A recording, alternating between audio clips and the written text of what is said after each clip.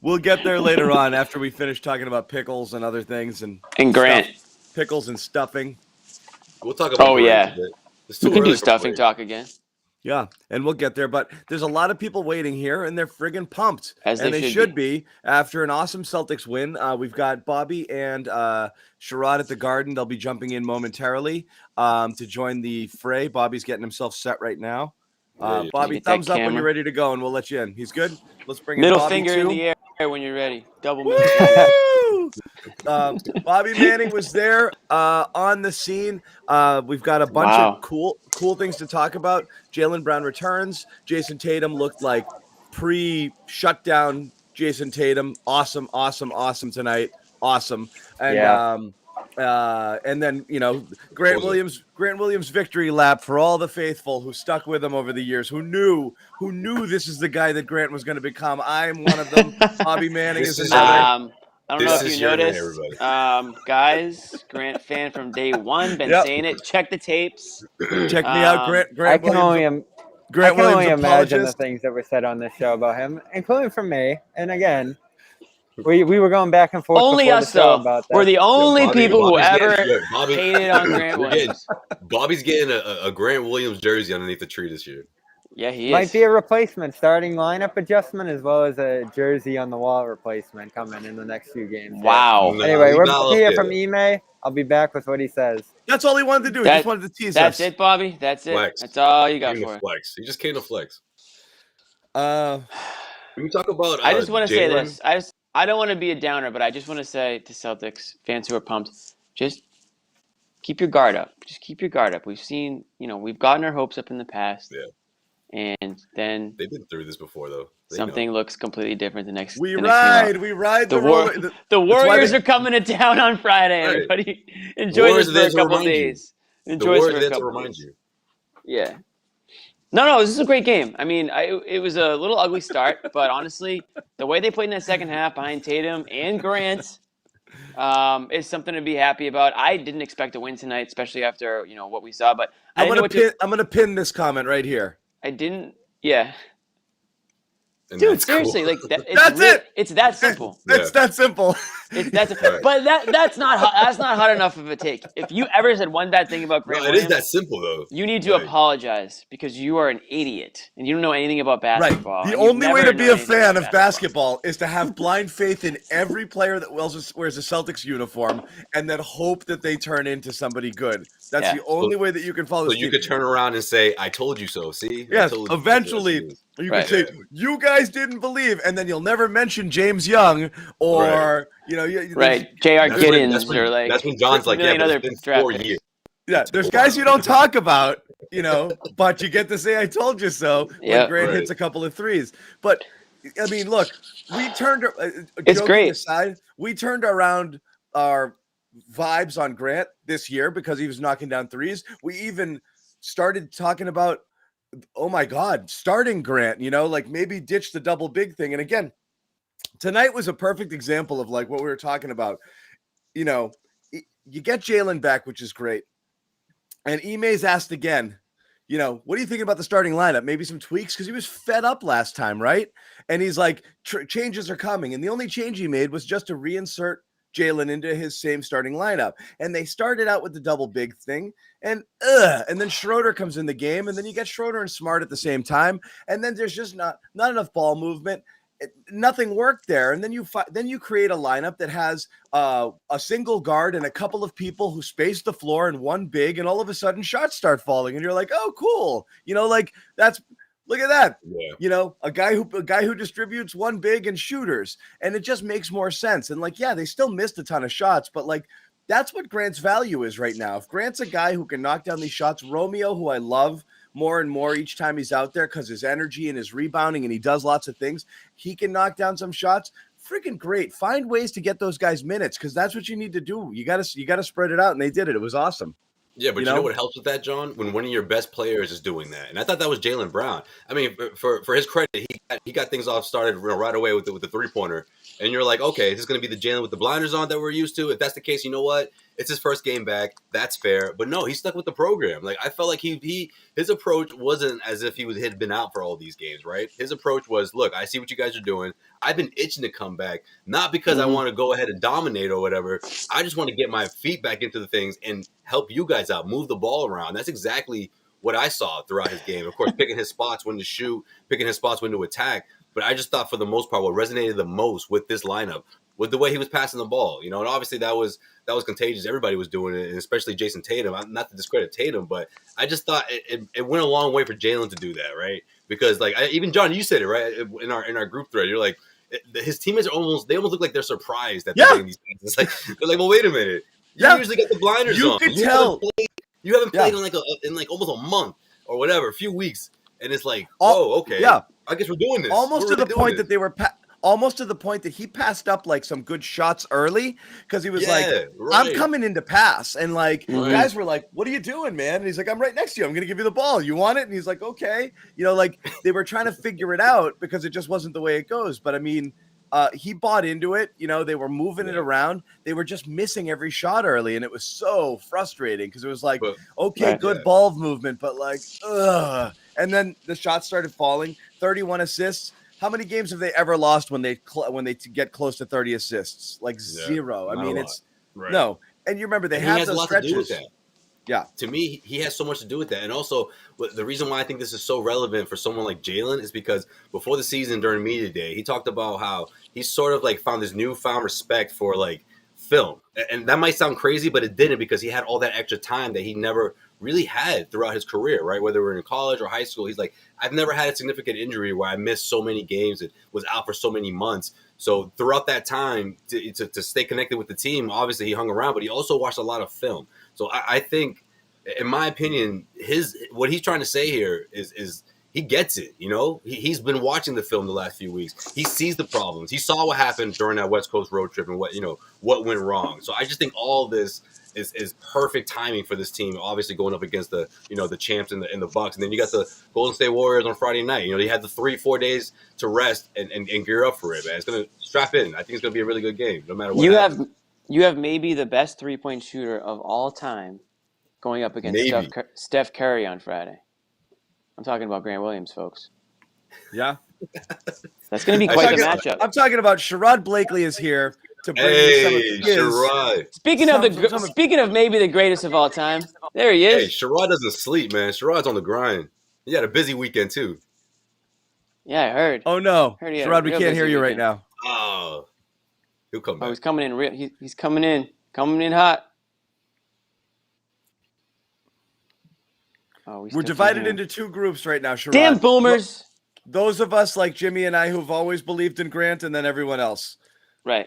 So we're taking our victory lap right now. We're taking our victory lap. Definitely hear us. Sherrod, if you have anything to say, now's the time to say it. No, but if you don't say anything, it can only be now. Otherwise you accept. Yep. You accept that as gospel. That is the truth. Jimmy and John. As an experienced technical difficulty guy, head out, come back in. It helps. Yeah. Oh, I heard him. Can you hear me now? I think I heard him say "hate you all." Oh, we got him. Yeah. Yes, you heard me correctly, Jimmy. Yes, I hate you all. Grant Williams. Yeah. We've been on this from the get-go with this guy. Yeah, we just said just wait for it. Yeah. Right. You just got to wait for Grant. You got to be patient, guys. You got to keep playing 30 minutes a game. In one of these games, it'll work. He's going to unlock it. You just got to wait. You just had to wait for it it out. to actually matriculate. Wait for that investment to spike. Exactly. That Grant coin. Yeah. Grant stock is up the world today. Sherrod's still hydrating from the weekend, by the way. Yes, I am. Yeah. Yes, I am. Heard you. We did. In fact, I had a little bit of oh, you know what? I think I might have eaten it. I had wedding cake. Some cake I had some wedding cake. Oh, I think I might have. Yeah, I think I had an extra piece, but I think I ate it. Yeah. You had the red velvet. You had the red velvet, didn't you? That was pretty good. I usually hate red velvet, but that was actually pretty good. We're not saying Sherrod. Just people wondering, Sherrod did not get married this weekend. He was at a wedding. But another member of the Celtics media family did, but it wasn't Sherrod. Right. Yeah. No. He's happily married. I I was the MC of the wedding, actually. Yes. So I actually had to work. Responsibilities. Oh, damn. Which means I could not drink as much as I normally would have at the function because I had to be somewhat coherent. Yeah. Most of the time. We missed tequila Sherrod, but he was still, he was chilling. Well, I never missed tequila. You just didn't No, it's the tequila Sherrod. Tequila Sherrod's a whole vibe, guy. Josue made up for it for you. Not ready to hear about that. Hey, have you guys talked much about Tatum yet? We started. We waited for you. As good as we've seen him pre-bubble, pre-shutdown. Tatum. He Jalen his flowers because we never do that on this show. Best game of the year. This was top 5 Tatum. This was awesome. Top 5. Yeah. And I'm talking like top 5 in the NBA Tatum. The way he was able to extract and dissect this defense. And the thing about it, he never seemed rushed in anything he did. He didn't force a thing. Yeah. Right. He was like the big fella that goes to Vegas and comes out with the money bags. Everything he put in the slot machine, this 7-7-7. No decision he made was a bad one. And the thing, I don't know if you guys noticed it or not, but it seemed like he was getting the ball to Jalen a little bit more than we normally see. Yep. And I don't know whether that. And again, that Jalen wasn't necessarily scoring, but it seemed like that kind of threw Milwaukee a little bit off.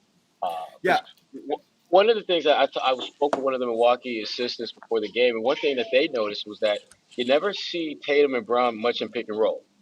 And so when you don't see that's to me, it's the easiest way that you can get guys to pass to one another if you put them in pick and roll. And if they're not, they're not going to pass to each other that much. But it seemed that there was a conscious effort for Tatum and Brown to get the ball to one another. And it did always result in a shot, but it forced the defense to think about something that they probably hadn't seen on film all season long.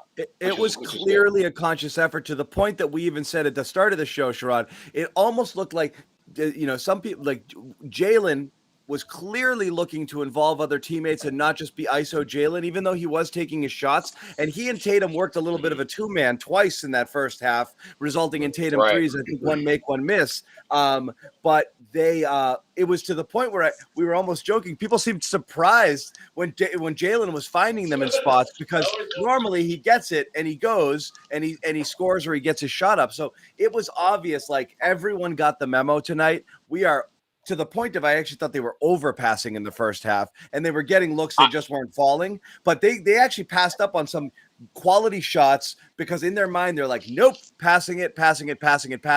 And they were really working the ball around. And it paid off because eventually the shots started falling. They weren't early, but good. The great thing was they stayed with it. They could have easily gotten frustrated when the shots didn't go down and go to Ime like, look, we tried the passing thing. Can we just go back to the thing where I just dribble and shoot? And they didn't. We didn't like it. It was great. Yeah, I don't lie. I tried passing. It didn't take. Yeah. Is it pronounced passing or is it? Yes. How many S's in passing? I don't want to do it anymore. Is it a soft passing? Yeah. Yeah, but it's now will they stick with it? They know what the blueprint is, and Ime's been preaching it. I'm sure the coaching staff is preaching it.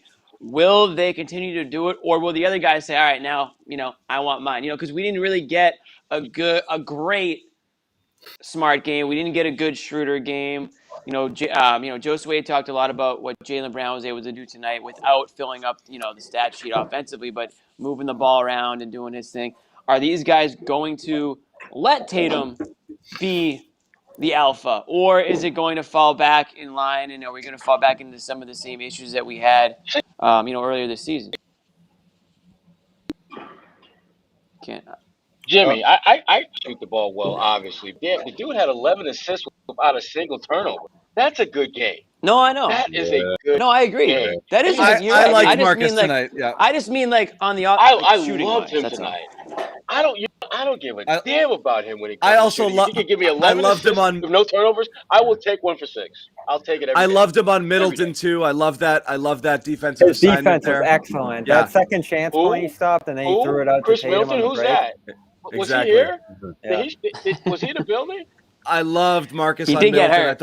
I thought that was great. It matched up well too. You had Al being able to body Giannis. Look, Giannis is going to get his. I mean, how many times did he go 1-on-3, 1-on-4 They tonight? forced him a pass though in a crowd. Yeah, but you it have to didn't really matter. work for it.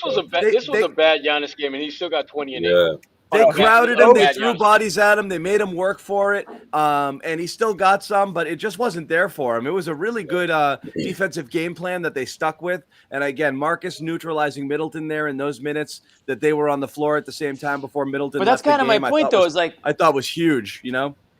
That's kind of my point, though. It's not that Marcus Smart had a bad game. It's just that does he want? Is that the role that he's going to want to keep? Does he want to have a game where he has 2 points, or does he want to have a game where he has 12 points? That's my only point. I think Smart's happy with this season. Yeah, I think 11 assists with no turnovers. If you tell Marcus Smart you're going to go 1 for 6 every single game, have 11 assists and 0 turnovers, I think he's okay with that. Sure, I think he would be happy with that, definitely. But I'm just to me. But the biggest question is Jimmy happy with it? No, I'm happy with it. Listen, I thought the Celtics played great. That's my only concern.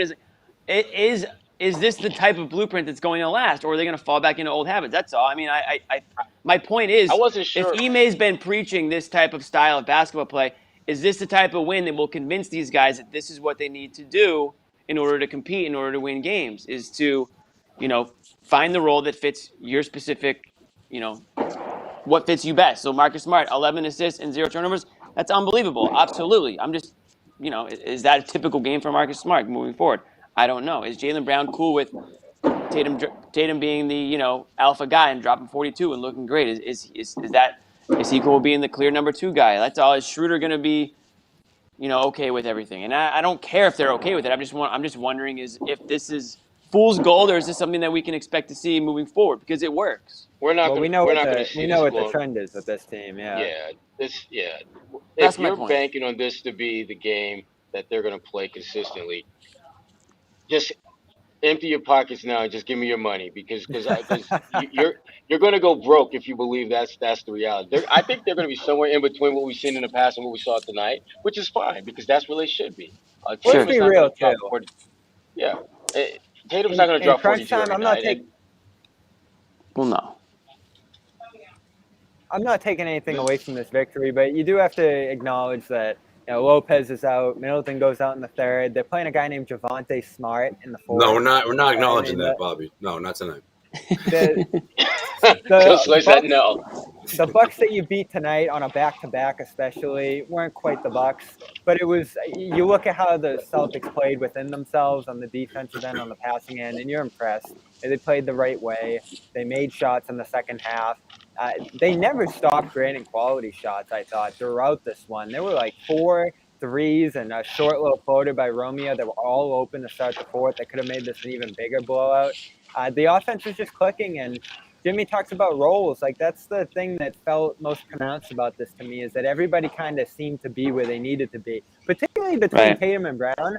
The connection between those two, especially coming off weeks and weeks where they haven't played together, looked about as good as it has all season, at least since opening night, where they're just playing a little 2-man game early, finding each other on different looks. Brown had an open 3 from Tatum on a skip pass from the left wing in the fourth that should have slammed the door on this one that Brown missed.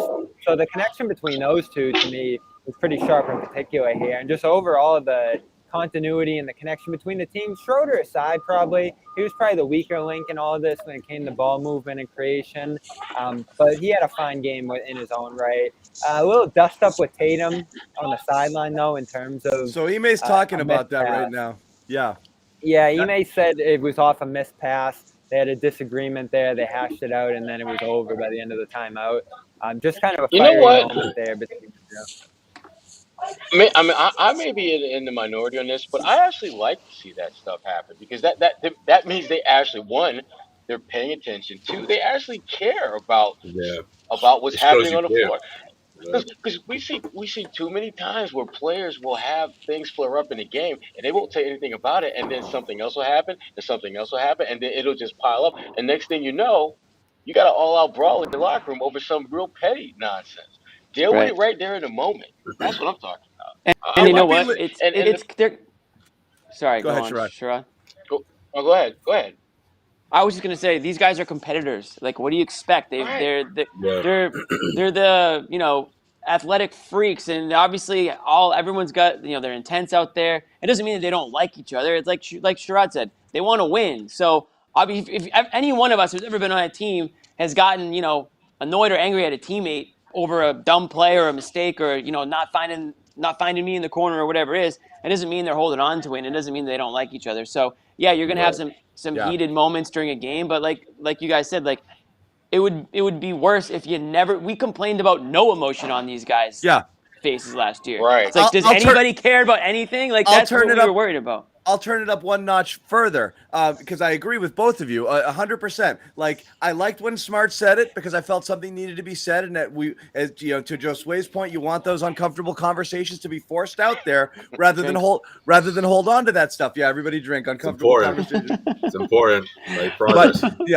But number 2, more than anything, I love Jason Tatum telling someone to get his head out of his ass. Love it.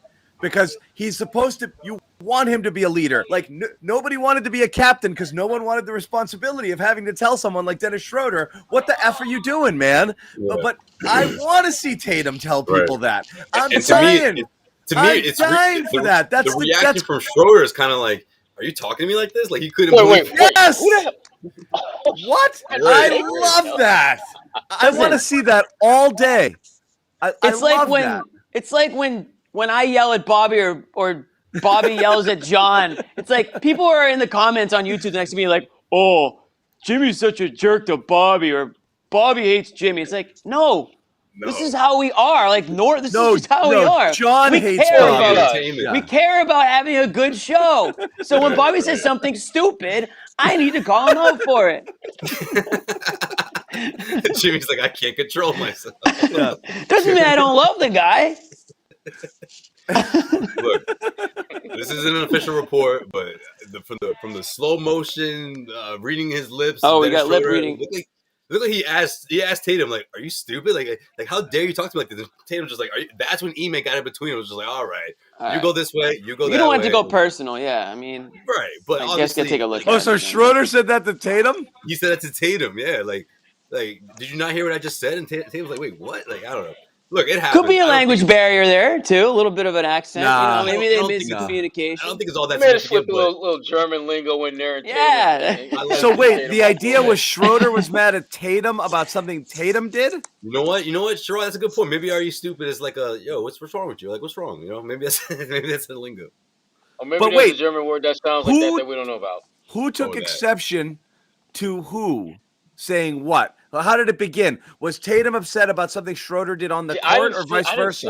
I didn't see how it began. It was vice versa. It looked like they're having a conversation, and then it got heated when Schroeder said that. To me, it got heated when he said that because Ime was already making his way over to split them. But was Tatum going over to talk to him about something Dennis did? Like, hey, man, don't try to whatever. I don't know who approached who, but when the camera hit them, they were in a discussion. It wasn't heated. It was just like a back and forth, and then it got heated when. I thought Schroeder didn't give. Did Schroeder not give the ball up, or did Tatum not give the ball up on that previous play?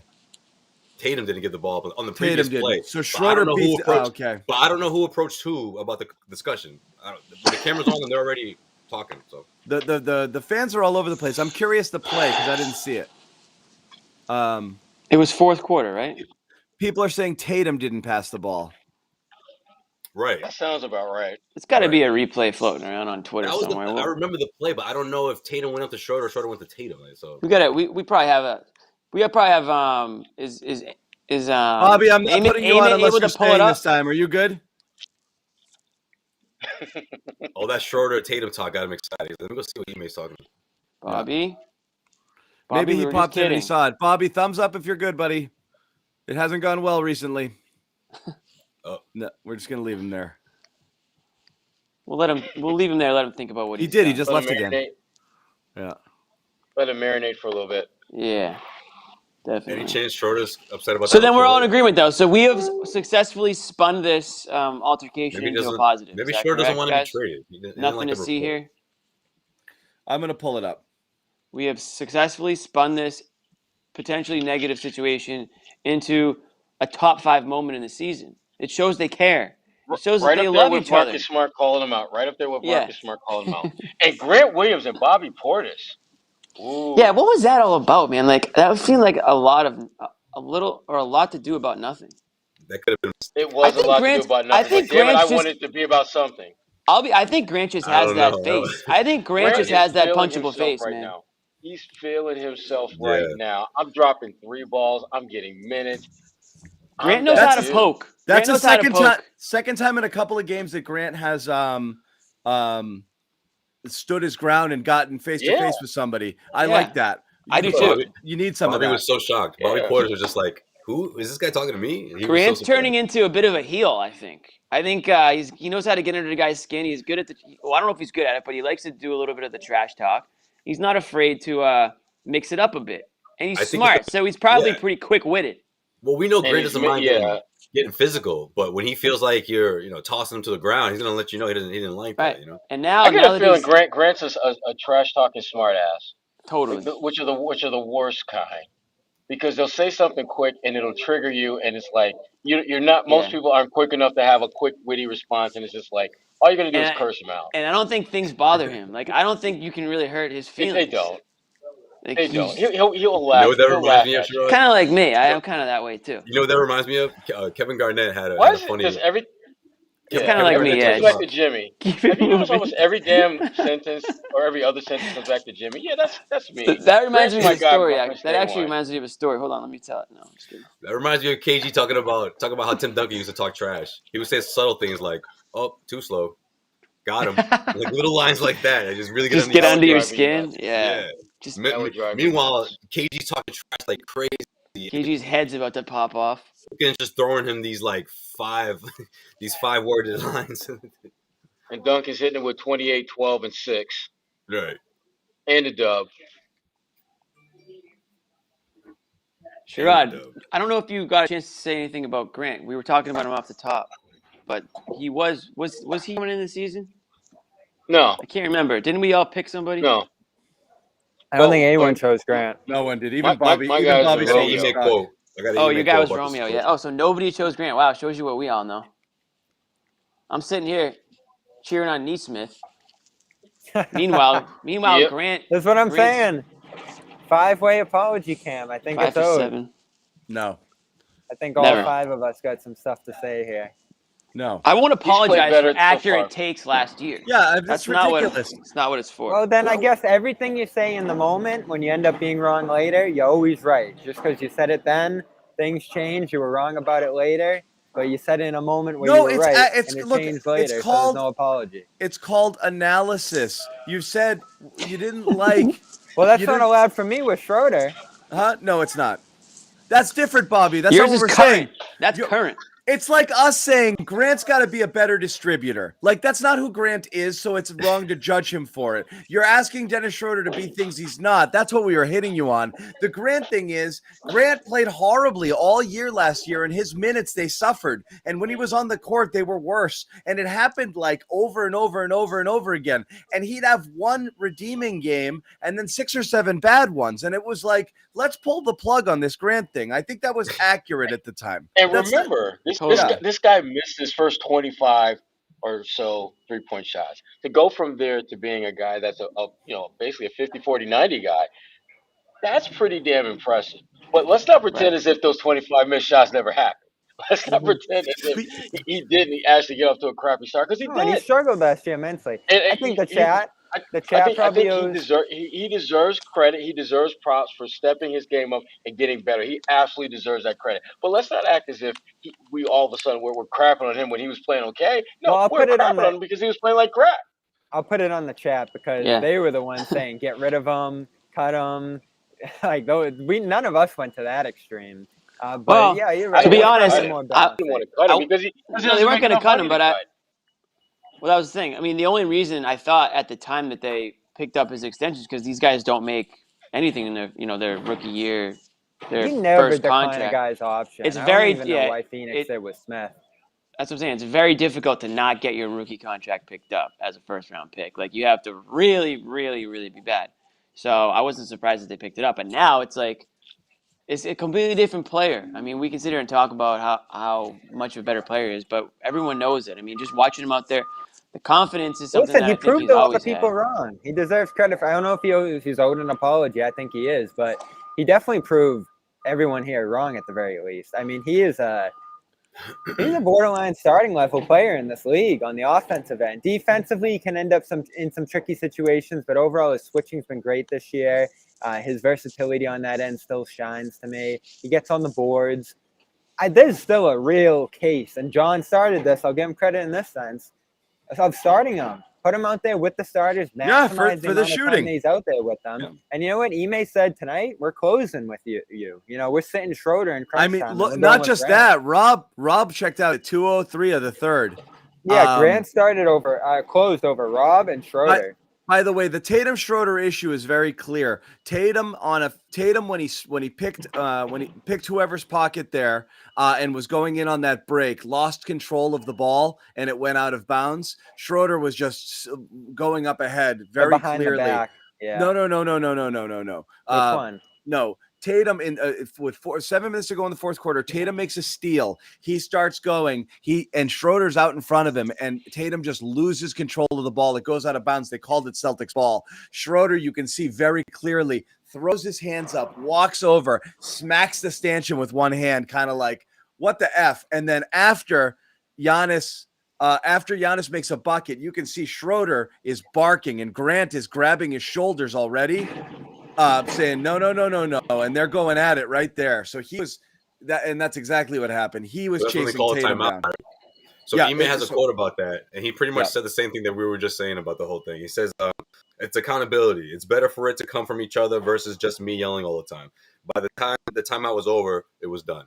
So that's what he had to say about it. But he wanted to tell him, like, dude, I'm out in front of you. So that was Tatum clearly had Schroeder. It was a 2-on-1, but the defensive, the one guy back was on Tatum. Schroeder was just just all alone going to the basket. Well, you're and he didn't give it to him. When I saw him slap the sanction, I'm thinking he wanted a foul, or he wanted a foul for Tatum. I was like, why would he be that mad about a foul for him? Like, as soon as the ball went out, you see he throws his hands up and he just walks over. He's like, and he's mad. Well, and he was You mentioned that one. There was one where he went behind the back and threw it out of bounds on the break. And then there was another one where he just got swallowed up by two guys on the break and lost the ball there, too. So that's 3 plays in the game where he completely botched fast breaks. That's why he reacted that way, because it wasn't the first time. He's like, damn it. I mean, again, let's have some perspective. Tatum played a near perfect game, and yes, maybe in an instance or two he could have given it up where he did, but most of the shots he took were good shots. They were the right shots. You know, it was as Sherrod said, he played slow. He played a superstar game tonight. He played one of those games where you're like, I'm in control of this, and I'm going to do what I need to do, and I'm going to do it. Everything. When he was getting to space, he was showing the right hesitation. He wasn't rushing at all. He would wait. He would go. He would explode. His looks at the rim were clean. It was really, really an impressive game. And man, dude, he and Grant played great off each other. Top 5 Tatum. It was an awesome Tatum game. Yeah. You know what was great for this team too? Well, Tatum obviously, but also the team as a whole. The way they broke that zone, like, to me, that's Ime drilling it into them. Like, look, they're gonna hit us with the zone. Be ready for this, and they handled it perfectly. Like, I haven't seen the Celtics handle the zone like that ever. Wasn't that great? In the last few years, like, wasn't that great? They switch zone. The second they do, they're in the second half. I can't remember what moment it was. Yeah, third quarter. Yeah. Tatum slipped in the third quarter. Tatum slips right to the foul line. They find him. There's nobody there. He's right in the zone. He turns. That's how you break it. Free throw jumper, just like that. Like, as soon as they went to zone, they broke it like that, and they're like, "Okay, maybe we won't do zone." Yeah, that's muscle memory. Like, that's something that's Ime, in my opinion. But that was like, when they go to zone, we're gonna do this, and they went right. He went right to his spot. They found him. They were ready for it. That was preparation. That was great. Exactly. Yeah. Can we talk about Ime, because that losing streak, he started to get a lot of flack.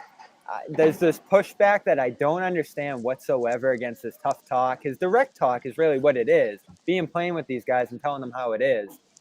He had a great quote in the postgame tonight about, how the Celtics having pride on their defensive end. You know, when teams take it to them like teams did the last 3 games there, you get frustrated, you take it personally. And he goes, a lot of these players don't. And we had to tell Kawhi this too. He said he told Tatum what he told Kawhi, to not look at these other players like big brothers, like friends even, to have a little bit of an edge against some of these competitors in the league out there. And, some of the stuff he talked about of just getting into these guys in the film sessions, really digging into them, and being critical publicly still to this point in the season. He toned back for a little bit. He ramped it up again the last 3 games here. And to mention Tatum by name, as he did here, we've said he's talked a lot around Tatum this year publicly, but to really hit him again there and say, this is the guy who's not taking it personally on the defensive end when they're getting lit up these last couple of games here. I had to tell him what I told Kawhi early in his career. I love that. And I don't know why that's rubbing fans the wrong way. Hold him to a high standard.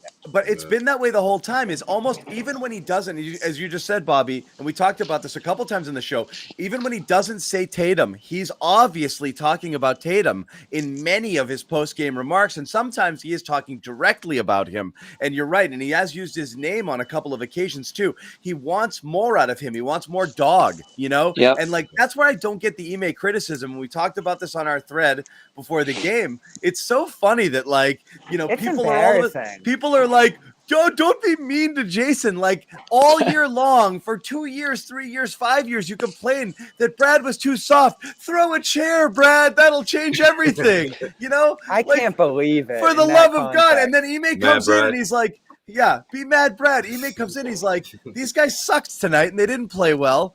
And no energy, no effort, no energy, no effort, no pride. And I'm calling them out on it. You know, and everyone's like, "Oh, don't do that. That's you're gonna make Jalen leave." Who does this guy think he is? Tatum's gonna leave if you keep saying mean things about him. You know, like, come on, guys. You guys are the problem. Yeah, these guys they're adults. They can handle whether they can or they can't. I actually don't know if they can, but they need to learn to handle it. That's what I mean. I actually am not sure. They didn't respond well to Marcus at all. They were like, I wish you didn't say that. Oh, it's a little different. It's a little different when it's coming from a coach or a teammate. Like, anyone who's had a coach in their life on anything should know that, like, their coach should tell it to you like it is. They're coaching you, whether it's sports, life, whatever it is. Coaches will bitch you out when you need to be bitched out. Exactly, and you take it. You take it and you learn from it and you get better. And that's like, maybe Ime's a little bit more public with it than Brad was. I love that. Exactly. Because he's putting the onus to be better. You know what Brad would have said, and bless him, like, he would have talked up and down about how, like, special and unique and hard. Like, there's always like a positive spin with Brad there. And he would do it with opponents, too. You know what Ime said about the opponents here coming into this one? I don't care who they have, what they're doing. This is about us and what we're doing, because we're not doing much right these last 3 games here. So it could be the Warriors, the Thunder out there coming into this one on the other side, or the Bucks. Like, he didn't even talk about the Bucks and the matchups much coming into this one, he said, because it was all on us, what we were doing wrong out west with the defense. We shot 100 clips where, you know, they're calling out each other in these film sessions. And listen, whether you think it's successful for Brown or Tatum or that they're embracing it or handling it well, they asked for it, right? They said, we want hard coaching coming into this year. We want someone to hold us accountable. Great. You suck tonight. You know? Yeah. Great. What? Anyway, here's Jalen. We're going to go hop on with Jalen. Wait, what? Yeah. Wait, you're not talking to me, are you? Yeah, wait. Sherrod is courtside while Bobby ducks out. You're there. How did you think Jalen looked physically in terms of how was he moving and everything? Well, I had a scare when he came limping up in the first quarter and went to the bench. That was a little scary, but he was able to come back. I thought for the most part he looked pretty good. Looked like a guy who hadn't played in a while. So a little rusty. I think, the big thing with him is just getting that rhythm back. But I mean, as far as like his actual movement, he looked good. But again, hamstring injuries always freak me the hell out because I know they're so damn unpredictable. But you know, when you think of the fact that he's taken, I think, like 13 of the last 18 games he's missed with this injury, so he should be good to go. But I still think that they're going to keep a kind of a tight leash on his minutes because the concern still has to be there, even if all the metrics and the tests say that he's good to go. There has to be an element of doubt or concern in their minds that this thing could flare up at any minute. So I still think he's going to be somewhat limited. Yeah, nice to have some shot, like the shot making though is so nice to have that. You know, it's just like, oh, remember that, you know, there's another guy on this team who can score. Ugh, you know, even if it was just a couple of flashes, it's just like it, you know, because you do get there's like this despair when you see this offense sputtering to get to 90 points and you're looking around like, where is it coming from? Like, if we don't get 30 from Tatum and 25 from Dennis, like we can't crack 100. And then Jalen comes out and he drops a couple contested shots, catch and shoot threes. And you're like, that's the good stuff right there. You know, like it's good to have that. Totally. It's great to have it back. You need how badly you need it, right? It's another all-star that the defenses are forced to pay attention to. They can't double Tatum and just, play inside and force, whether it's Smart or whoever to, be that second guy or take that shot. That's what they want. So now when you have a guy like Jalen, you have to pay more attention to him if he's whether or not he's standing in the corner or if he's doing some distributing like he did tonight. I think Josue mentioned it earlier in the show how he was sort of taking it to that next part of his game there where he can be more of a distributor, not just stand in the corner, shoot type situation. I didn't see him favoring like any hamstring really. I mean, aside from just that little scare that Sherrod mentioned, he seemed to be moving around pretty good out there. So I think the time that he took off was exactly what he needed to do. Like the first time around, when we were all like, "Why is this guy on the court? He's clearly 60% right now." Yeah. So that was bad. And hopefully, again, it'd be nice if they can string together some games all together, like as a healthy team. I mean, I know that they're not 100% there right now, but with Tatum Brown, get the starting lineup in there and get some games under their belt together and see if they do have something that they can work towards this season. Yeah, before they trade Jalen. Right, before it all gets completely blown up. We can say those offers for Grant start rolling in. Those offers for Grant are going to come rolling in. Yeah, there you go. Mr. 50-49. Showcase game for Grant Friday night with Steph in the building. That's one of your bigger trade pieces. You should think about it. Well, really you know what's That's happening. Actually sad. You know what's happening tomorrow, right? What's that, Joe? Oh, Steph breaks the record. Allegedly. Oh, no. He might break the record tomorrow. This is like a big day on Bobby's calendar. Tuesday. It is Tuesday. Don't tell me. What? I'm gonna spare Bobby since he's not on right now. TNT. Tell us, John. What's the answer? What's the date tomorrow? What the hell? It's December 14th. Tomorrow. Is his birthday? No, what is tomorrow? It's December 15th, right? December 14th. Yeah. Tomorrow's the 14th. On the 15th is Are you good, bro? The 15th is the trade deadline. We're going to do a show. Okay. We're going to do a show on the 15th is a trade deadline? What is the trade opener? That's when the guys that just signed in the offseason. You can get off this damn show right now. This is Dennis Schroeder, Jason Tatum right now. What the trade opening season, so we're going to talk about that. Okay. Thank you. December 15th, the trade deadline. Damn, I was like, that came up quick. No, it's the trade. It's the trade opener, yes, which everyone's been beating up over. The day where the trade signings opens. Yeah, they're eligible everybody to be can get traded. Yes. Yeah. So Ben Simmons is getting traded on Wednesday. Is that what's happening? Not everyone though, right? Richardson is January. No, Richardson's January 15th, but a lot of people can. Most of them. A lot of people can open it up. Sorry, I had my days mixed up. I thought it was tomorrow. It's Wednesday. So Wednesday we're gonna do a show and we're gonna talk about some trades. It would have been funnier if they would have been interesting if they lost tonight because people would have been like, everybody, I want to get them out. That would have been funny. They're gonna be in buy mode now instead of sell mode. Now we're in buy mode. Yeah, exactly. Do you trade Grant now, or do you hold on to him because now I would never build around him?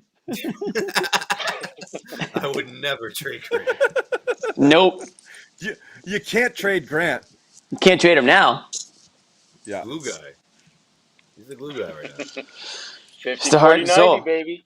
There's some people out there who think Grant could or should be the captain of this team. In fact, we were saying that about a month ago. So everybody wants us to apologize. Needs to replay the tape. Never be a Celtics captain ever. We were ahead of the game.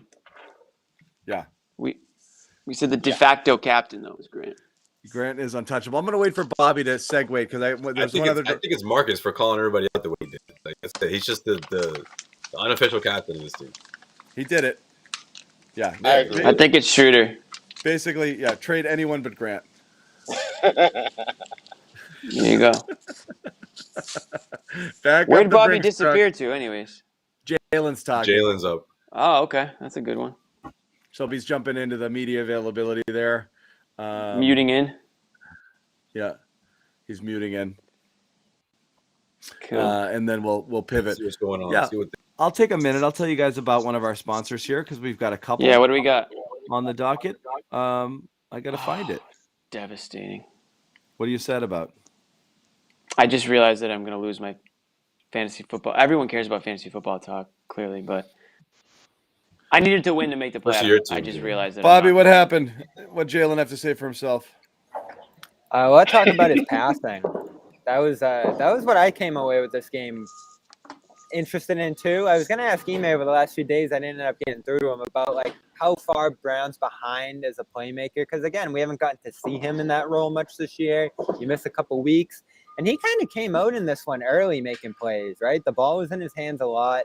I don't know exactly how many assists he ended up with, but he was empowered in this one as a playmaker. The most I'd seen was 5 assists since that New York game early on, where I thought he was setting the tone for the offense in that game. The pace, I think the pace ramps up just from him being out there a lot of the time. And so much of this win came off his aggressiveness, I thought, from the early going. Misses some time in that first quarter with the knee injury and gets right back out there and never stopped pushing the ball. And again, we've talked about John, those stretches where he just keeps taking shots again and again in a row, has a run himself. Those energize the building and the team like nothing else that happens with them, I feel like, especially the way in which they come. Yeah, so he gets them in thrilled bunches. About that. He gets them in bunches, and it feels like the ball doesn't even like touch the rim. It's just splash, splash, splash when he gets in one of those zones. Tatum rapidly to the podium. Who could have imagined? So we're going to go talk to him, and I'll be back. Okay, Bobby. I'll tell you guys Bobby's about one of our sponsors. Doing his thing, man. He's on the beat. He's way too comfortable right now. Yeah, he likes that way too much. Bombing in, bombing out. Like, he's like freestyle. The kid's smiling from ear to ear to get out of here. Guy thinks he's Woj all of a sudden. He can just, he's got his, sources all over the place. Yeah. It should be this. LinkedIn.com/garden. /garden. Garden kid. Post your first job if you're looking to hire somebody, okay? If you need a Grant Williams type, to stand we in have the a couple corner, of, I'm sure we got some threes. small business owners in the chat tonight that are looking for a little seasonal help maybe. Maybe they got an Etsy, right? And they need some help with some shipments maybe. Yeah, exactly. Go get it. Toss it on the LinkedIn.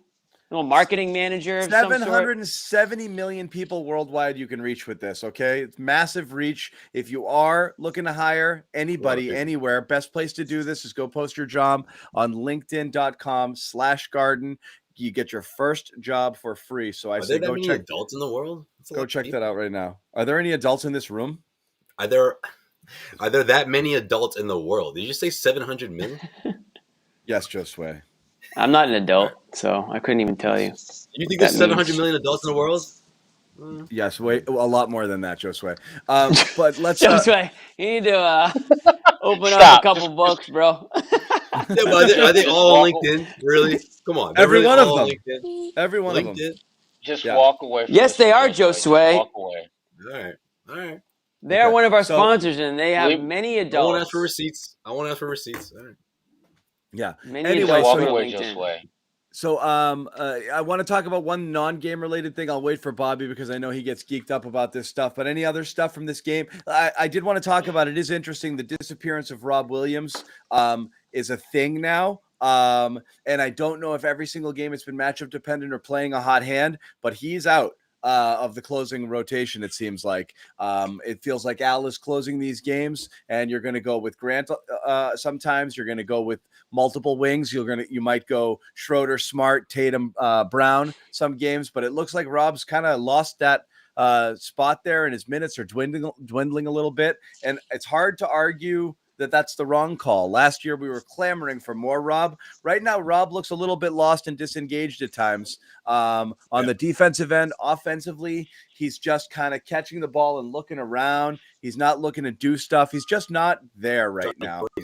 He did that in LA, and it drove me insane. Something's not connecting right now. And like I said, after that first half against the Lakers, it's like he's just lost his sense. Like he gets the ball, he's looking for a pass, and be like, you nailed it. Yeah, exactly.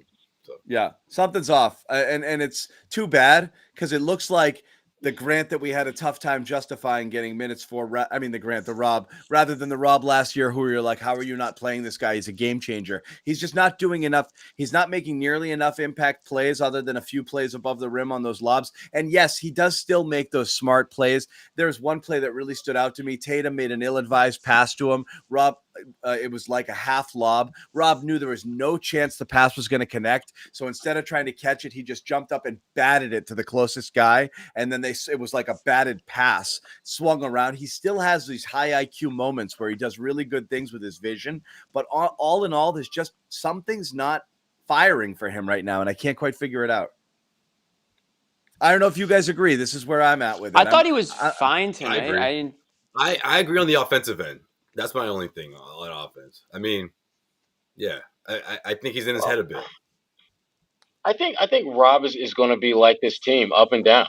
I think he's still trying to figure out how he can impact this team consistently. And I think sometimes, John, I think it really does become like a paralysis by analysis thing with him, where he's just thinking too damn much instead of just playing.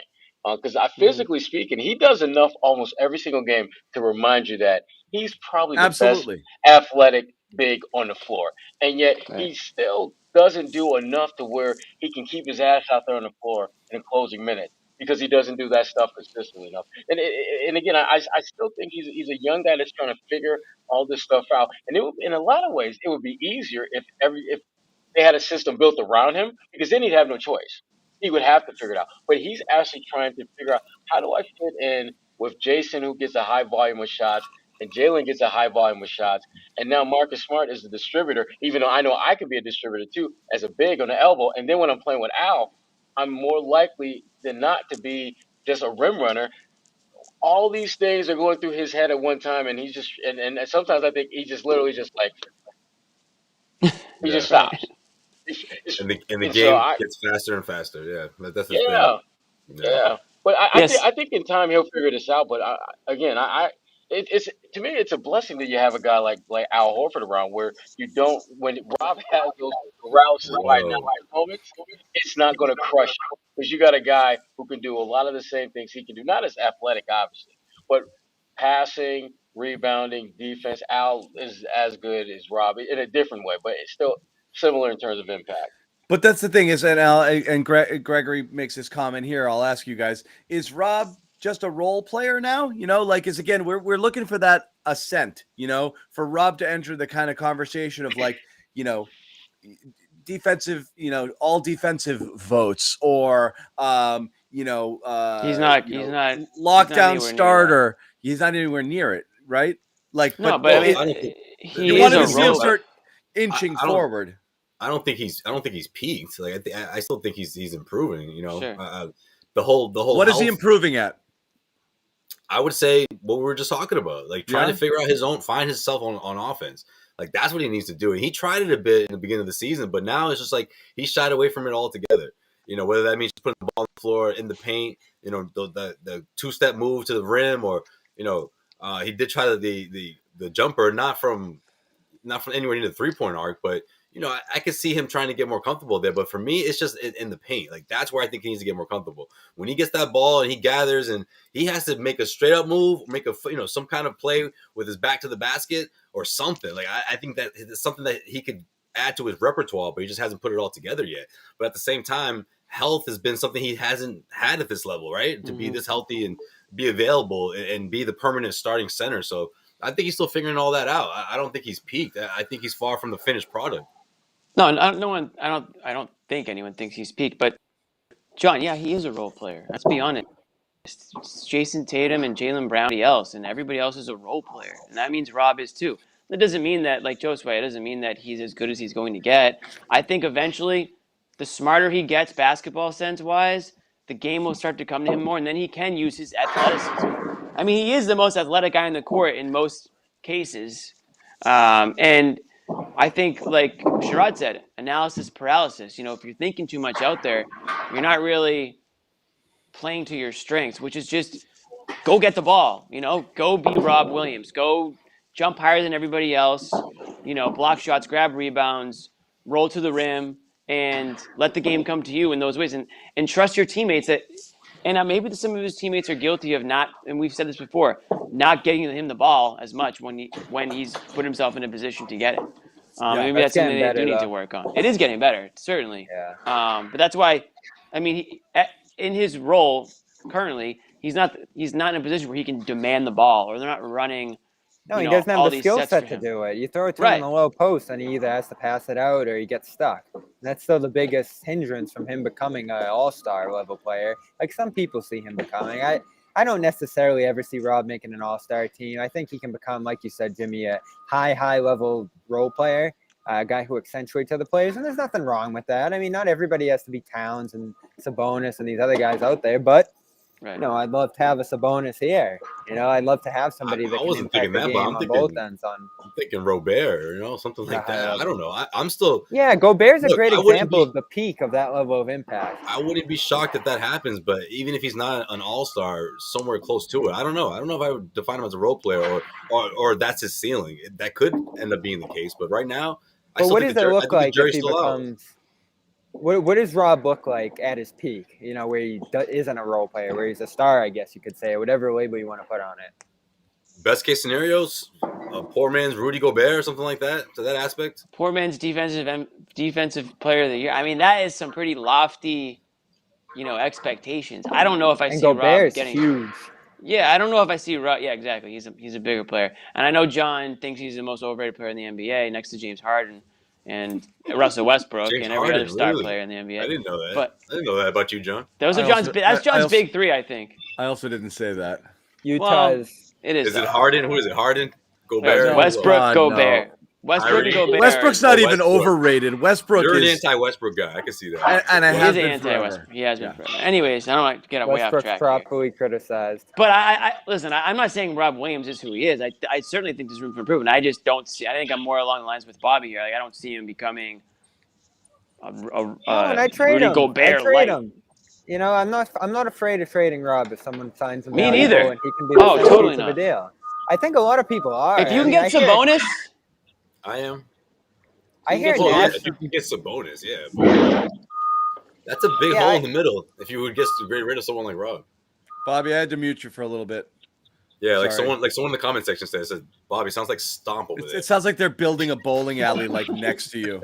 And I know they're changing stuff out for the garden. But I can actually. Is that what it sounds like? Build bowling alley? I can actually hear people bowling. It sounds like I can hear the pins going down. Yeah. Real quick, Bobby, I'm going to mute you one sec. Bobby, group's practicing right now. Bobby, I'm going to play one soundbite. This was from the thing we talked about earlier today that came in, if I can find it. This was, who was this? Fisher on a podcast today. Jake Fisher. Jake Fisher from, is it Bleacher? Yes. One of your colleagues? This is 2 days ago. Mm-hmm. Two days ago. This is what had Celtics fans all in a tizzy today. Okay, listen. I would say the early return so far, from what I've heard around the league, there is not much interest in those former first-round picks that Boston has. From Peyton Pritchard to Romeo Langford to Grant Williams, I think Aaron Nesmith probably has the highest value of that group. It's difficult. I mean, that's kind of why they're in the situation that they're in right now. That they had draft pick after draft pick after draft pick that hasn't netted them anything more than back of the rotation type players, and they haven't really developed anybody outside of that. Besides Robert Williams, and they are where they are. So I think this is definitely the beginning of the end of the Jason Tatum, Jaylen Brown pairing. I don't know if that will get broken up this season, but I think sometime in the next 12 to 18 months, we're really going to start to hear conversations about the future of Boston with Jaylen Brown heading out the door. What did I say in L.A.? What was I telling you guys in LA? Jaylen Brown heading out. The almost cut off the biggest part. I agree with you. Say, Josue? There's an expiration date for these guys. Exactly what I was saying in LA. That's dead on. 12 to 18 months, absolutely. But listen, I agree with that 100%. This is standard operating procedure when you have the trip that you had out west, or in general, when you lose games, number of games in a row, when you're playing poorly and guys are hurt and all that stuff. This is when that chatter starts. This is when the trade chatter, the rumors, the reports, the this, that, the other thing. You hear that stuff. You don't hear that when they're winning games. So after a game like tonight, if they can string together a few more games like they did tonight and get them going back in the right direction, that trade talk, you don't hear that. So I'm not surprised at all to hear something like that. If you would say put 12 to 18 months, I mean, that makes a lot of sense based on the way things went the last week or two. But I don't know necessarily that's true if they can end up, stringing together some wins, making a little bit of a playoff run. I don't know. Now, that being said, I don't think that the team is untouchable. Certainly not. I mean, we all sit here, I think right now, knowing that they aren't good enough to win a title. So if you're not good enough to win a title, then yeah, of course, there's players that are available. They're going to be available to be traded. But I think when you have games like you did tonight, that silences some of that talk for a little bit. That West Coast trip did so much for the trade, trade this person, trade that person side of things, because it's just easy. It's low hanging fruit in that point. At that point. Yeah. I still think. Let me just give both sides of this. From the other side of the perspective in the league, I think Celtics fans have a vision that you can just take your pick of anybody in the NBA if you trade Brown, and it'd be a straight up swap: Brown for Beal, Brown for Towns, Brown for whoever. I don't think that's the case. I think a lot of these other stars would be asking for more beyond Brown, and Brown would just be the centerpiece. And then all of a sudden you say, like that's a lot for that guy. So I don't think that's the reality of Brown's value, is that you get a 1-for-1 swap of anybody you want in the NBA. So I think that's the first thing people have to consider when they think about trading Brown here. I also think it's just stupid to double down and trade Brown and, reinforce all the mistakes that you've made by throwing away valuable guys in terms of assets and picks and all the stuff over the years that you've held and lost. And then you just throw another 24-year-old star out the window because you don't have anything else to offer. And that's essentially what Jake's saying right there, right? They have nothing else that's valuable. They're going to have to trade Brown. That's horrible asset management in my eyes. Now, if you can get a player straight up for Brown that's better and fits better here, then maybe you go ahead and do it. But I just don't think that's possible. I think you're sending out other stuff with Brown to go get a Towns or a Beal or any one of these other guys, and then you're just even more diminished. We've talked about it being a lateral move. I think it might even be a net negative move for the Celtics in the end to go out and trade Brown for one of these stars. Now, do you get a massive return? But Bobby, I don't think he's saying this. I don't think he's saying trading Jaylen Brown to necessarily get better. I think it's saying it's not going to work, and I'm going to lose one of the other. So I got to build around the other guys. Why can we say it's not going to work? They're 23. That's not what they're saying. Over there, gum. He can't even pronounce Aaron Nesmith's names right because he hasn't made an impact in the NBA. What they're saying here is they're out of moves, and and if they're not out of moves. Rather than sure that you are, Bobby. Those guys don't have value. Bobby, a whole lot of value right now. Bobby, of the two things that he said there, one is a frigging speculative hot take about the Celtics dumping Jaylen Brown, one of their two best players, without any sources. And then the first part is exactly how all of the league feels about all of the Celtics young players. The first part is the one that's absolutely 100% valid and hard to argue with. And that's why they're in a tough spot. So if you're seeing after, and when you say, Bobby, how's it not working? If you see 2 seasons worth of 500 basketball, then you start to think we can stay at 500 or I can try to do something drastic. That's where you start to say we got to try something. And that's why it becomes a conversation. Not because at this moment you think a Jaylen Brown swap for another player with the rest of this core makes you instantly better. It doesn't, because you're right. It's either a 1-for-1 or, in fact, you're actually giving up extra parts to it. So that doesn't make sense. But the rest of it does make sense, which is they really screwed themselves with a lot of other things. That's the problem. So you're going to double down and make another bad move? I just... No one's saying that. They're saying you might have the thinking behind it is your back's going to be against the wall. It's not for improving today. It's for your back's against the wall if one of them want to leave. That's when you move Brown. If he wants to leave, you're going to run into that in 18 months, potentially, if you continue to lose the way you are. If you continue to lose. And so it's not ridiculous what he's saying. I just don't know if he's got something behind it or he's just speculating. Right. I think it's reasonable speculation. I just don't know how it's ridiculous to give away all your future picks and consolidate here. And that's more ridiculous than trading Brown, who's an all-star, who's 24, who's one of the best young players in the league. I mean, these picks are just lottery tickets, tosses in the dark, things that aren't going to help you from years from now. So, I mean, no one talks about consolidating all your future picks with this team. I know everybody rolls their eyes and laughs when I say it, but I think that's the smartest thing you can do if you're the Celtics right now. Get aggressive. Go out and find a third guy to complement these guys with. I don't know. Have they put all their picks on the table and been rejected? Maybe. And maybe I'm just shouting into the wind here, but that seems to be viewed as a more ridiculous thing than it is, because the Bulls have done it, the Bucks have done it, the Nets have done it, all the teams ahead of you in the East have done it, and the Knicks are going to do it very soon here. So that's what I think is the most smart thing to do here. Not trading Brown, a guy that like, and has thrived and gotten better every single year on you. And I don't know why fans and people alike are so excited to do it. I know they're not excited to do it. They think it's the only option here. I don't think anybody wants to do it. I think people. There's no rush to do it. I think people are desperate. Totally. Because they're tired of mediocrity and they're thinking, how are you going to shake it out? Well, desperation gets you killed. The fear here is that somebody's going to – the fear here between these guys is that if they don't improve together, one of the two is going to look for greener pastures elsewhere. And that's – so I think people are worried about that. That's all. What move would you make with Brown? Sherrod, why don't you weigh in here? I will if I can't get rid of this damn Brockton Wi-Fi I'm working with here. You're good though. You're working. Go ahead. They are. Listen. Here's what I think you have to understand about this whole Jalen and the first round picks that have been late first round picks, which, as we all know, those are like the slimmest of hitting lottery tickets you can possibly have. So no one should be surprised that. Guys, why is your pick in 2027? I'm gonna let it go. Why is what? I was gonna say, why is your pick in 2026, 2027 a mid-round pick? The Celtics could be awful then, and all of a sudden teams are rubbing their hands. It's a risk here, and I talked about this the other day. The rebuilding teams like Portland, Indiana, if they're going to go in that direction, they're betting on the Celtics falling apart here in future seasons, like the Nets did when the Celtics got Tatum and Brown with those future picks. That was different.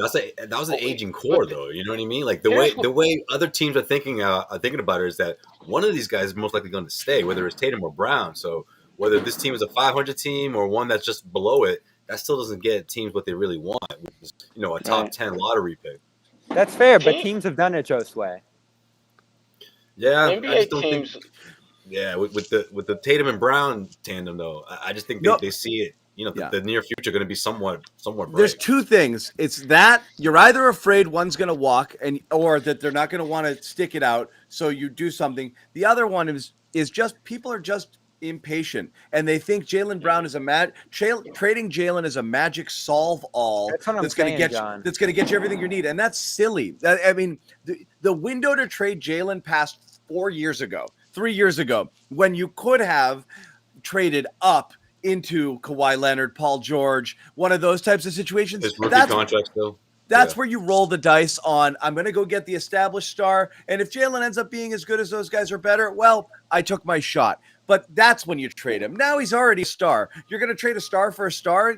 As you said, it's at best a lateral move. Sure, you were talking. Rich Paul ruined everything, all right? I just think people are panicked. But yeah, go ahead. They had their eyes on Anthony Davis. Everything was set up, and Rich Paul came and ruined it for Boston. So.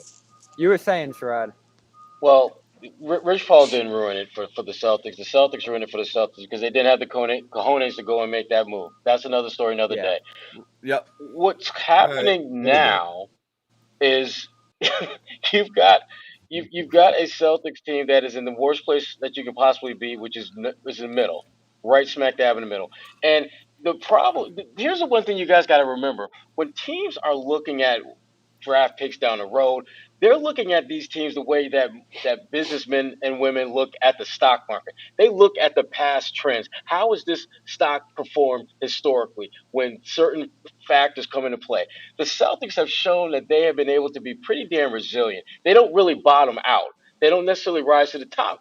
When they're bad, at least the last 10 or so years, they're basically where they are right now. So if you're getting one of their draft picks, guess what? It's probably going to be late teens, early 20s. So that is why, if you're looking to package picks and stuff like that, nobody wants to touch that if it's the Celtics, because they know it's not going to be that valuable at all. Unless you're a team like San Antonio, which seems to always find the damn Kawhi Leonards and the Manu Ginobilis and those types near the latter stages. But most NBA teams are looking at the Celtics and they don't want to deal with them and their picks because their picks aren't going to be valuable. And when you take those picks, now the Celtics were forced to turn those picks into players. And now you're looking at Grant Williams, Peyton Pritchard, Aaron Nesmith. You're right. That's not exactly. Great. Yeah. So those picks their value has steadily diminished. That's why if you are convinced that you are not going to be able to keep Jalen and Jason, you absolutely have to move them. You absolutely have to, because that is literally the only chip that you have in your hand that has value. Right. Yeah, now, if you think you can build around them, if you think you can build around them, then you keep them and you put all your assets into trying to hoodwink, bamboozle, lead someone astray to take those guys off your hand and get you. Yeah, you're trying to pull a DA move. Yeah, building around them. You're trying to DA somebody real quick. Yeah, yeah, no, for sure. And you know what, Bobby? Also, like you look at the past. The Celtics have had what 2 of their own picks, right? 2 lottery picks in the last 16 years, 15 years. Like it's been a while. Like when they usually have a lottery pick, it's usually not theirs. They traded for. But how do you know where they are 5-6 years from now? And that's why the Rockets were willing to take on Nets picks years in advance, even though the Nets were going to be perennial contenders here in the Harden deal. Pelicans did the same with Bucks. That core's older though. Clippers did the same. They had to make that deal though, Bobby. There's a difference between you actually going out to try and get a deal done versus having your hand forced by your fat, out of shape star who doesn't want to be with you. Well, they had a choice. They could have went Ben Simmons with less picks or Nets with more picks, and they chose the picks. Rebuilding teams value multiple years of first round picks. I think the idea of not rebuilding around Ben Simmons is a pretty smart idea right about now, don't you? Yeah, but you're also, like you said, leaning on Nets picks. When are those going to become bad? You know, it looks like a few years from now at the very least. So it's a balance you strike there as a rebuilding team. I just don't want people to knock the idea of trading future first-round picks if you're the Celtics. When you have 6 on deck right here. If you can find takers for those picks, Bobby. Yeah, because you don't need them. Yeah, You're look, so far from those. This is what we said. You put the picks. If a top 30 player is top 35 player is on the table for the picks, you take it because you're not going to get another shot at it. I'm not talking about Lillard. I'm talking about Sabonis. I think that's the guy they need here. And you know, you're going to have to entice the Indiana because they're doing a half rebuild here. They want to still remain competitive while swapping out one of those. The problem is with everyone wants to have. But that's the problem. And this is where the Celtics are screwed. They've only got these picks that may or may not have value, and they don't have anything tangible. And that's where they get screwed on every one of these deals. They don't have that one up-and-coming player to dangle. They don't have Jalen 4 years ago, which is to say, I got this guy. He could be really, really good. I'll give you him and a pick. That's exciting. Jalen and 2 future firsts for your star is exciting. Especially if the guy's on his rookie contract, bird rights, all that. Yeah, that's what kills them. They don't have that. Yeah. When you were able to get a guy like Kevin Garnett, you had Al Jefferson, you had Green, you had all these young guys stack of picks that showed enough potential that you could envision them being a significant impact player. No disrespect to Grant Williams, but is anyone serious, as well as he's played? Not Big Al. Does anyone seriously think he's going to be like a Big Al? Nope. He's more valuable than he was a year ago. But that's not the point. He's nowhere close. He has zero value because that is the point right there. But Bobby, we get this wrong. We've been getting this wrong for a year and a half. So I got to tell you, there's a difference between a player having value to you and having value to someone else to give up something for them.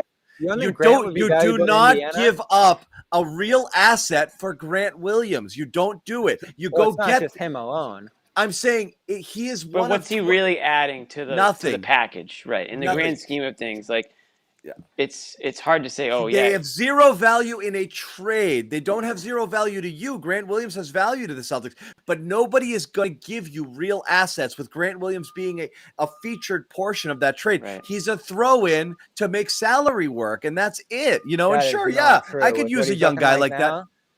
If there's 10 points in the trade, I'm not calling him the centerpiece. Yeah, he's not even. I mean, he's just a pick one of the guys you want. Who do you want? Grant, Nesmith, whatever. Yeah, I'll take this guy. That's It's just an add-on. It's not at this point. Trade. Yeah, right, exactly. Now, if he has 2 more seasons like this, sure, he becomes more valuable. Sebastian Telfair was for that trade. You know? Well, let's talk a little bit about the other news that came out today that helps in this direction. Is Celtics, I think this was Fisher too. It was at least this was Shams, said that the Celtics are probably going to take calls on Dennis Schroeder here toward the deadline. Something we've talked about a lot here. That's good asset accumulation. I think it's a no-brainer. That's phenomenal. Yeah, and that's rebuilding on the fly a little bit. Yes, and it's what you have to do here. You should probably look at doing it with Horford too. If you don't have a big deal that you can consolidate things here. Horford actually helps you with salary if you get the chance to do a big deal, but you probably sell him for a first-round pick, a good young player, multiple young players and rotation pieces here close to the deadline. That gets you closer to what we're talking about here into the offseason. Now, I came up with a million different Schroeder ideas earlier today. None of them are great. A lot of teams will probably balk at the idea of bringing in a guy on bird rights and giving you back something valuable in terms of a player here. But maybe a team that needs a backup point guard for the stretch run says, we'll give you a first. And all of a sudden you have another first in your bucket here. You got a better shot of moving Richardson because he's got that extra year. Yeah, but you potentially could get an asset. Yeah. So you're not necessarily getting a rental. And that's not selling. You're not dramatically worse because you lose those guys. You're not worse because you're replacing a Richardson for Romeo minutes, and you're fine with that, you know. Yeah. So there's some Schroeder too. You can finally play Pritchard, but you got to sell. You got to sell that to the players too. Yeah, if you're gonna start trading away their teammates. Yeah, what I will say this. Argument? But it's team building versus that. Yeah. You got to start the team build here. You've made so many bad personnel decisions and let so many guys go for nothing. You have to trade Schroeder if you can get something for him. 1,000%. So, real quick, so you can say that. Hold on, you can do that. That's great, but you're telling the team that you're not making a playoff run this year.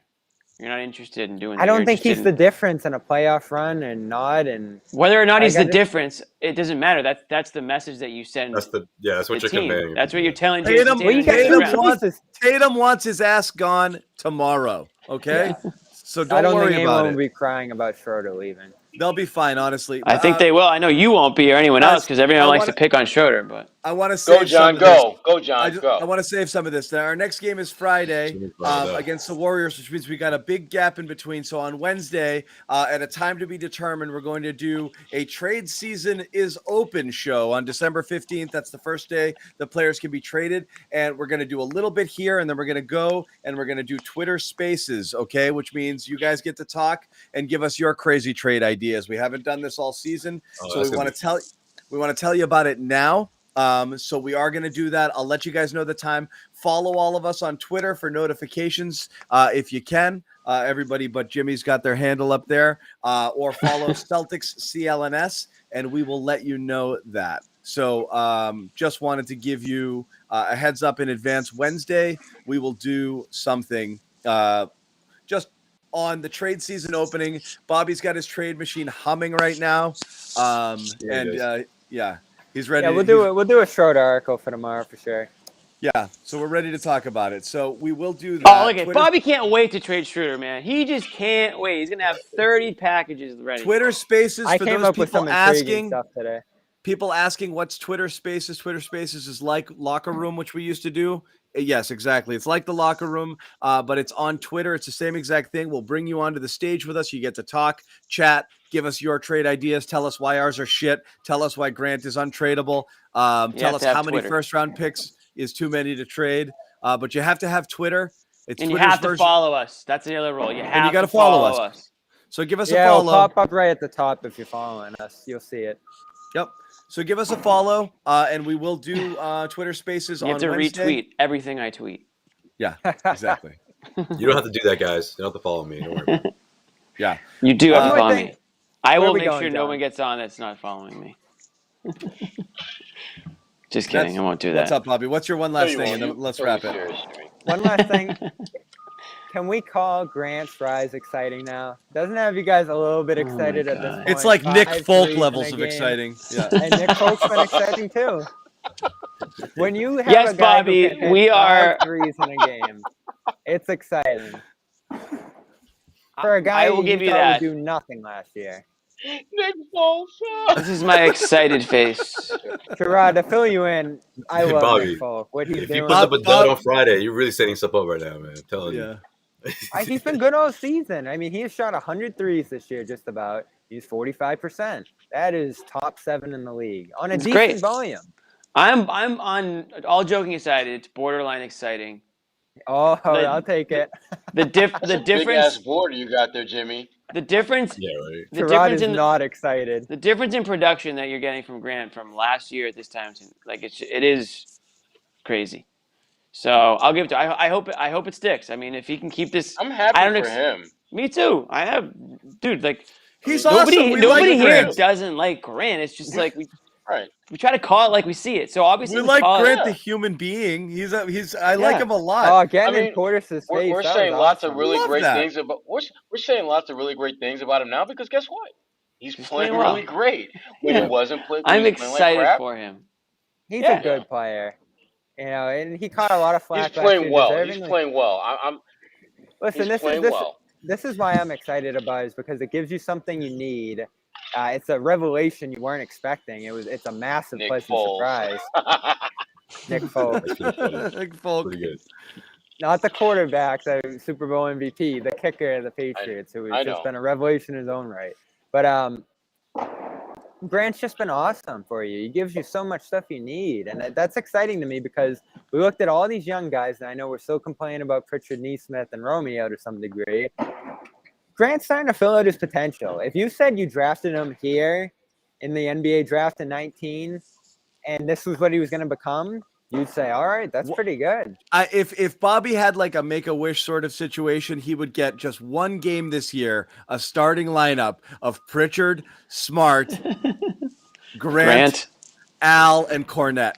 And if he could get that going. Cornette, Cornette. They had some extra seats along the sideline tonight for there weren't enough benches for Thomas and Hauser. Let's just get one more of those extra temporary seats for Cornette for one game. If he could get that, you would make a young boy very, very, very happy. Okay. Yeah.